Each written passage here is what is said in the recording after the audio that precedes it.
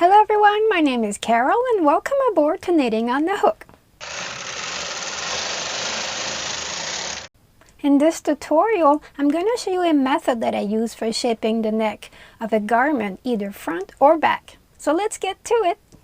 When you reach the point of casting off for shaping the neck, you're going to bring forward the selected needles into E position.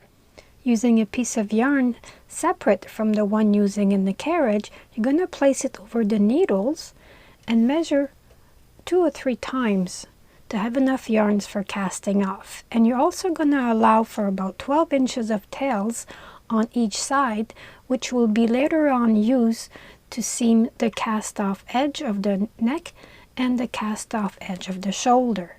The first needle has to be manually knitted.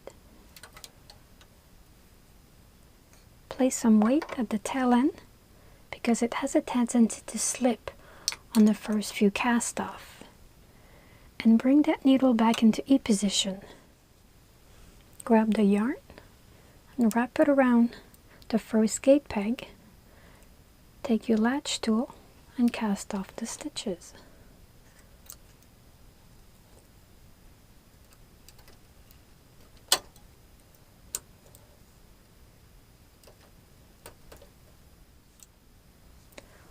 Once the stitches are cast off, remove them off the gate pegs.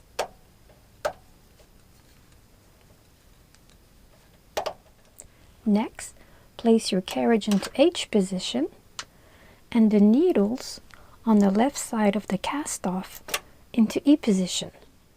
Next, we're going to decrease 1 stitch on the neck edge twice.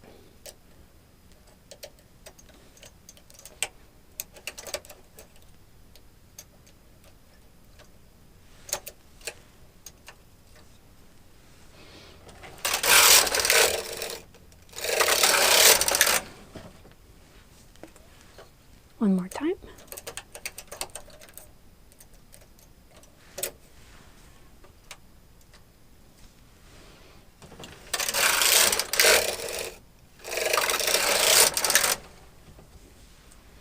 And you can now cast off for the shoulder.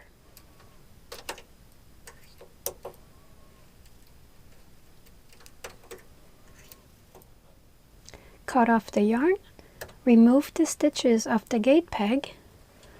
Place your carriage back into N position, rethread your carriage, and do the same thing for the remaining stitches on the opposite shoulder. Before carrying on with the decrease, place the needles back into working position and decrease 1 stitch at the neck edge twice.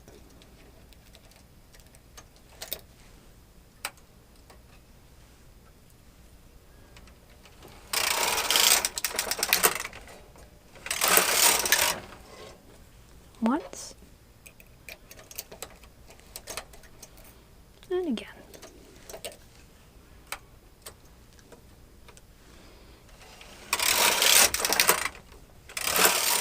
And you can cast off the shoulder.